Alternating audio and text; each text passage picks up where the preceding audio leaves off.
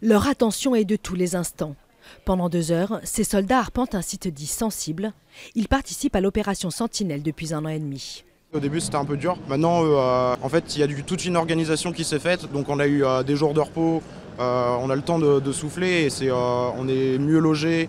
Donc là-dessus oui c'est sûr que la fatigue est quand même là, mais elle ne dépasse pas notre cadre dans notre travail. Je veux dire, dans n'importe quel autre type de mission on sera voire plus fatigué que ça, quoi. La fatigue existe donc, mais elle n'est pas anormale. Quand vous avez fait une journée dans laquelle vous avez patrouillé, bien évidemment, vous ressentez de la fatigue physique. Quand vous êtes dans une opération qui est une opération exigeante, bien évidemment, vous ressentez une certaine fatigue. Maintenant, militaire, le plus important pour un militaire, c'est de remplir sa mission. Et il est consacré à ça, il est habitué à le faire, il a été entraîné pour cela et il le remplit dans les meilleures conditions possibles. Derrière ce discours officiel, des experts dénoncent des conditions bien plus difficiles, en raison notamment de manque de moyens financiers.